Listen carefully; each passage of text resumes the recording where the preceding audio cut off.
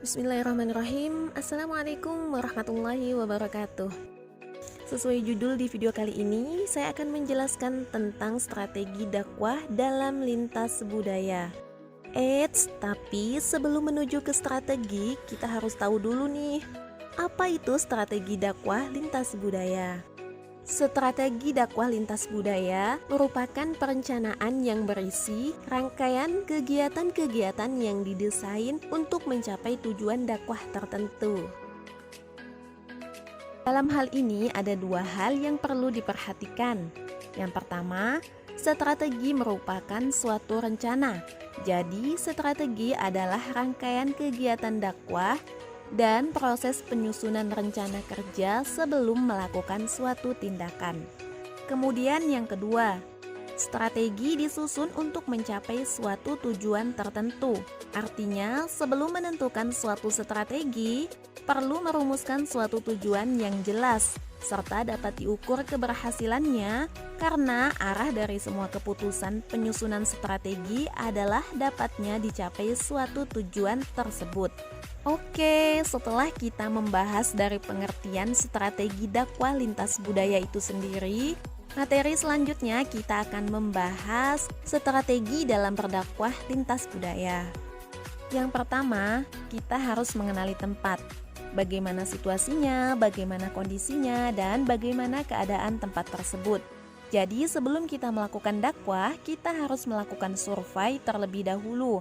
Bagaimana keadaan tempat tersebut, bagaimana keadaan culture di tempat tersebut, dan bagaimana situasinya. Nah, untuk yang kedua, setelah kita mengenal tempat, kita juga harus mengerti kondisi masyarakat tersebut itu seperti apa.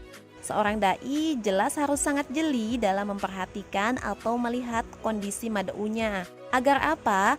Agar kita tidak salah dalam menyampaikan suatu dakwah. Dan yang terakhir, barulah kita menentukan metode dakwah yang seperti apa yang kita mau sampaikan. Di sini saya akan berbagi beberapa tips metode dalam berdakwah. Berdakwah dalam menyebarkan agama Islam tentunya tidak harus melulu menjadi seorang dai, menjadi seorang penceramah, ataupun menjadi seorang mubalik. Dengan beberapa metode yang akan saya berikan ini juga bisa termasuk dalam berdakwah. Yang pertama yaitu dengan ta'aruf.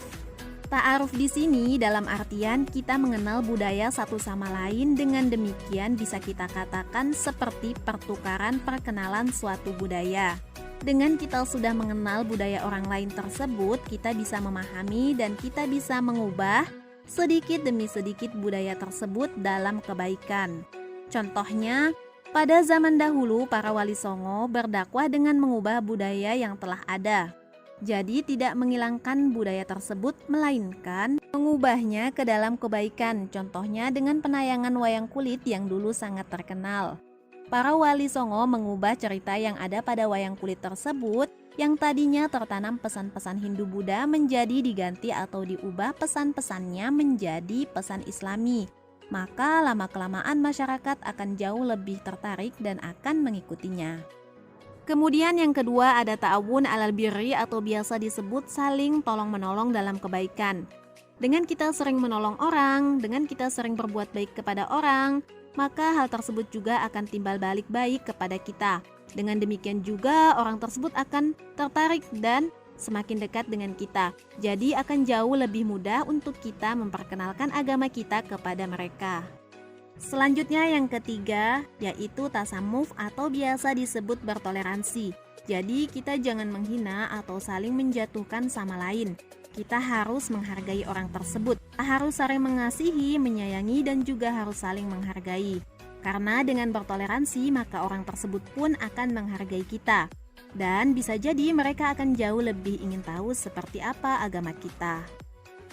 Kemudian yang terakhir ada istilah lakum dinukum waliyadin. Artinya kita harus sepakat dalam perbedaan keyakinan ataupun pemikiran kita.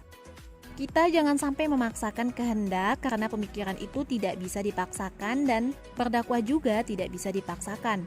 Agama Islam pun tidak mengajarkan kita untuk memaksa, tapi kita harus perlahan-lahan dan dengan pasti tentunya Untukmu agamamu dan untukku agamaku, serta untukmu pemikiranmu dan untukku pemikiranku. Tidak bisa menyatukan suatu pemikiran yang jelas sangat berbeda. Yang jelas kita harus perlahan-lahan mendekatinya, perlahan-lahan mengubahnya. Oke, dengan semua yang sudah saya sampaikan dapat disimpulkan bahwasanya dengan berdakwah kita bisa mampu menyebarluaskan agama Islam, dan berdakwah tentunya harus siap segalanya.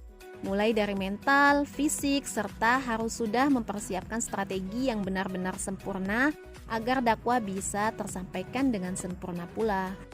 Oke lah, cukup sekian dan terima kasih. Inilah yang bisa saya sampaikan. Mohon maaf untuk segala kekurangannya. Wassalamualaikum warahmatullahi wabarakatuh.